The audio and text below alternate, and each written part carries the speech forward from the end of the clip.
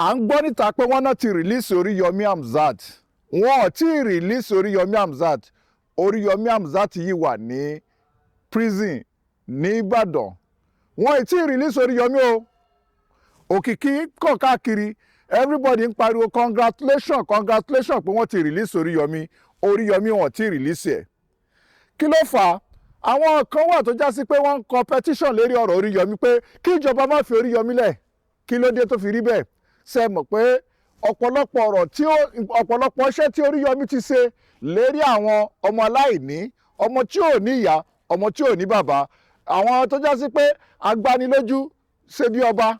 So gbogbo àwọn wọ̀nyí ni Oriyomi ti bá wọn fa wàhálà ló fi fà á tó jẹ́ pé àwọn kankan ló wá lọ dìde tó ẹ̀ bá mọ wàhálà kan tí Oriyomi tó kó wàhálà tó Oriyomi wà lẹ́nu ẹ̀ nígbà kan. Ó yẹ kó ti yé ẹ̀yin Nàìjíríà pátápátá pé àwọn kan wà tó ń competition lérí ọ̀rọ̀ yìí pé sẹ́ àsìkò tó láti mú Oriyomi, àsìkò tó láti gbẹ̀san. Ó yẹ kí gbogbo Nàìjíríà ti mọ onítọ̀hún o. Ó yẹ kẹ́ ti mọ ìpìlẹ̀ ọ̀rọ̀ yẹn o. Ọ̀rọ̀ tó já sí pé wọ́n fà títí tí ò tán. Àwọn yẹn ń bẹ́ ń di ọ̀rọ̀ yẹn náà tán competition. Àwọn ọ̀pọ̀lọpọ̀ ẹlòmíín náà wà tó já sí pé tó ti wá síbi àgídìgbò tí wọ́n sọ pé Oriyomi ó wá dójú tà wọ́n ni. Ọ̀pọ̀lọpọ̀ wọn náà wà lára àwọn tó competition lérí ọ̀rọ̀ Oriyomi.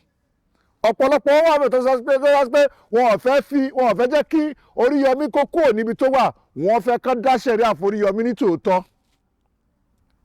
Ó mà ṣe o. Tó bá já sí pé lóòótọ́ ni Oriyomi lọ mọ̀ níjọ́ kìíní ọjọ́ sí, Oriyomi ò bá ti dájókòó jẹ́jẹ́ rẹ̀, kò bá má ti pẹ̀lú ẹnì kankan láti lọ ṣe gift kan, charity kankan. Kò sẹ́dá kan tó mọ̀ lánàá. Tó bá já sí pé Oriyomi mọ̀ pé bí ọ̀rọ̀ yìí ṣe máa rí rèé, kò bá má ti débẹ̀. Ọ̀rọ̀ yìí ò bá jẹ́ ti tẹnìkan. So wọ́n wá fẹ́ fi sábà bí ọ̀rọ̀ pé tó mo fẹ́ ran lágbájá kan lọ́wọ́, mo fẹ́ ran olórí kan lọ́wọ́. Ọ̀rọ̀ yẹn ló wá di sábà bí tó fi já sí pé ó wá lọ ta mọ́ Oriyomi lónìí. Tó sì já sí pé àwọn tó ń sọ ni ẹni tó ń sọ kò mọ̀ pé wọ́n ń sọ òun. Òun ni ọ̀rọ̀ Oriyomi. Àwọn tó wà ní ọ̀pọ̀lọpọ̀ ọ̀nà tó já sí pé wọ́n ń sọ Oriyomi lọ́tùn lósì pé kó tiẹ̀ ṣe àṣìṣe níjọ́ kan, kó tiẹ̀ ṣe mistake káwọn tiẹ̀ tàtàrà bẹ̀ káwọn tiẹ̀ gbámú. Oriyomi padà lọ kó síbi ẹsẹ̀ yìí ni o. Ó kó síbi ẹsẹ̀ wàhálà yẹn. Tó bá já sí pé Oriyomi kò lọ dìde pé òun fẹ́ ran ẹnìkan lọ́wọ́ ni, Oriyomi ò bá mọ̀ ti kó sínú wàhálà yìí. Ìyẹn ló fa tí gbogbo wọn wá dìde tó wá ń competition lérí Oriyomi pé tó sẹ́ ó gbọ́dọ̀ wà lẹ́wọ̀n yẹn, ó gbọ́dọ̀ jẹ́jọ́ pé àwọn èèyàn tó kú yẹn wọ́n fẹ́ kà sórí Oriyomi lọ́rùn. Bẹ́ẹ̀ sì ni kò rí bẹ́ẹ̀. Ọ̀rọ̀ yẹn ò rí bẹ́ẹ̀ o. Ó ti wáyé.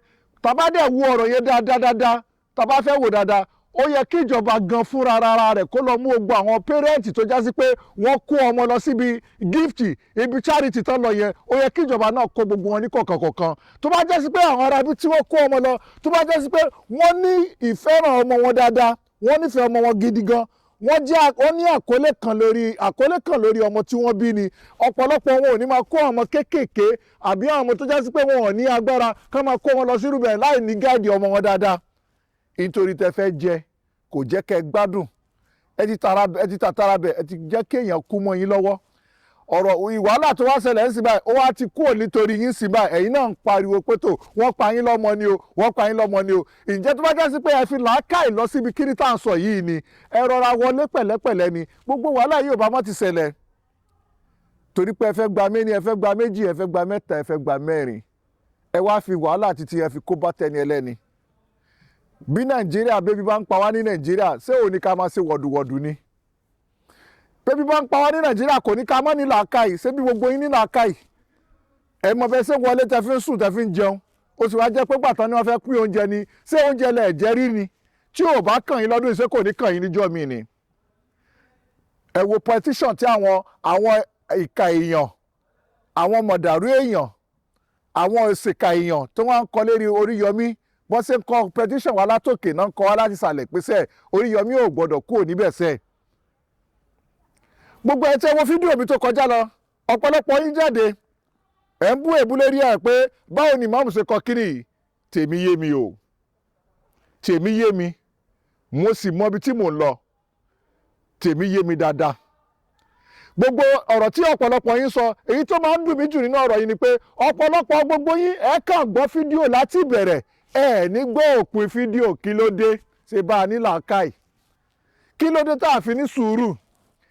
Facebook la pé a pè ní TikTok ló máa ń lo ìṣẹ́jú kan ìṣẹ́jú méjì láti give message. Àmọ́ tẹ́ bá fẹ́ wọnú Facebook ẹ gbà pé ádà ìṣẹ́jú 5 àbí ìṣẹ́jú 6 ẹ gbọ́dọ̀ get message ibi tí oníkálukú ń lọ. Tó bá da ẹ mọ̀, tí ò bá da ẹ mọ̀. Ọ̀pọ̀lọpọ̀ gbogbo yín dìde ẹ kàn complain. Èyí tó bú èébú nínú yín, kí ló dé tẹ́ ẹ ṣe farabalẹ̀ láti wo fídíò yẹn kanlẹ̀? Ẹ máa farabalẹ̀ láti máa wo fídíò kanlẹ̀ kẹ́ lè mọ ibi tí mo fẹ́ ju message mi sí.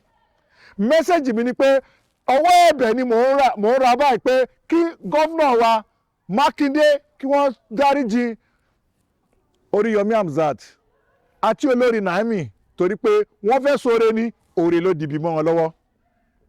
Ẹ wá gbọ́ o, gbogbo ẹ̀yin tẹ́ bá lẹ́ẹ̀ẹ́dẹ́ ní ẹ fẹ́ràn Oriyomi Hamzat nísìn, mo fẹ́ kẹ́ wá gbọ́ kíní kan. Ẹ máa wọnú Facebook yẹn, ẹ wọnú Facebook kíní program tẹ́ ń tẹ̀lé yìí, ọ̀rọ̀ tí mo sọ yìí, ẹ wọnú kíní wa, ẹ máa rí kíní letter of petition bẹ́ẹ̀ kí gbogbo yín kẹ́ ẹ lọ kílíkì petition bẹ́ẹ̀ kẹ́ lọ máa kílíkì bọ́sẹ̀ máa foríjì kẹ́ máa sign petition yín lérí Oriyomi. Tó bá jẹ́ sí pé lóòótọ́ lẹ fẹ́ràn Oriyomi, tó bá jẹ́ sí pé lóòótọ́ ẹ dúró ti Oriyomi gbangba pé Oriyomi ò ní ṣẹ̀wọ̀n, ẹ lọ sínú kíní Facebook wa nísìn, ẹ lọ máa lọ kílíkì ẹ̀ kíákíá kó ní kálukú àtọkùnrin àtobìnrin ẹ máa share fún ara yín ní lọ́tún lósì kẹ́ máa kílíkì ẹ̀ kẹ́ máa competition yín pé kan foríjì Oriyomi free Oriyomi Hamzat òun ni kẹ́ máa kílíkì níbẹ̀. Ẹ kílíkì kíní yẹn ẹ máa rí níbẹ̀. Ọ̀tá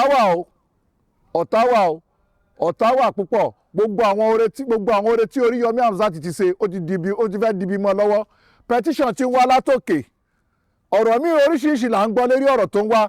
Ẹ má jẹ́ kí ọ̀rọ̀ yìí kó wá di iṣu atayanyan. Ẹ má jẹ́ kó di iṣu atayanyan mọ́ra yín lọ́wọ́ o. Ẹ tètè wo ọ̀rọ̀ tí mò ń wò yìí. A dẹ̀ fi ọ̀pọ̀lọpọ̀ àsìkò yá fi rọ gọ́vnà wa Mákindé, a fi rọ̀ wọ́n ká má jẹ́ kí ọ̀rọ̀ yìí kó lọ yíwọ́ mọ́ wọn lọ́wọ́.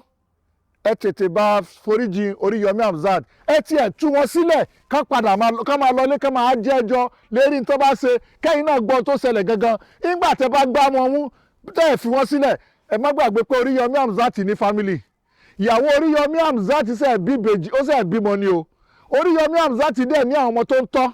Oriyomi Hamzat ní àwọn tó ń ṣàánú tó já sí pé láìsí Oriyomi ọ̀pọ̀lọpọ̀ ẹlòmíì lè gbàbẹ̀ lọ. Oriyomi wà lára àwọn tó já sí pé wọ́n ṣàánú àwọn ìdílé kan tó já sí pé ìdílé yẹn ti dàrú. Ẹ tètè free Oriyomi Hamzat kó tètè lọ continue iṣẹ́ rẹ̀ kó lọ rí àwọn family rẹ̀. Àwọn iṣẹ́ tó Oriyomi Hamzat gbámú ẹ tètè free ẹ̀ kó lè ṣe. Ọ̀pọ̀lọpọ̀ ẹlòmíì ló ti wà nínú ìṣòro láti gbà tán ti rí Oriyomi Hamzat, wàhálà ti dé bẹ́ẹ̀ lómi. Bẹ́ẹ̀ ṣe mú Oriyomi Hamzat lẹ ti mú family míì náà papọ̀ mọ́. Mo rọ gọ́vnà wa Mákindé, ẹ free Oriyomi Hamzat, ẹ dẹ̀ free olórí wa náà olórí Naomi, ẹ free wọn. Bó tiẹ̀ já sí pé ẹ fún wọn níyọ̀ǹda kán máa wá jẹ́jọ́ wọn ní pẹ̀lẹ́pẹ̀lẹ́ tí gbogbo ẹ̀ máa fi yanjú. Ṣokotí tẹ́ mọ̀, ọkùnrin tí wọ́n ń pè bàbá tí wọ́n ń pè ní Ṣokotí gangan òun ló lọ visit Oriyomi. Ṣokotí ẹ kú iṣẹ́ náà, ẹ kú ìgbìyànjú. Ẹ wá follow kiri tí mo sọ yìí, gbogbo ọ̀rọ̀ tí mo sọ yìí ẹ follow ẹ̀. Gbogbo ẹ̀yin tẹ́ bá ń wo fídíò yìí ẹ wọnú sáìdì fídíò yìí lẹ́ẹ̀kan sí. Ẹ lọ máa sign, ẹ máa lọ kílíkì petition letter yẹn, ẹ máa rí nínú kíni lórí ọ̀rọ̀ Oriyomi ni, ẹ máa kílíkì pé kán free Oriyomi. Ẹ ṣé gan. Àbọ̀rọ̀ là ń sọ fọ́mọlúàbí tó bá dé ní onítọ̀hún adòdìdí. Ẹ ṣé púpọ̀, mo dúpẹ́.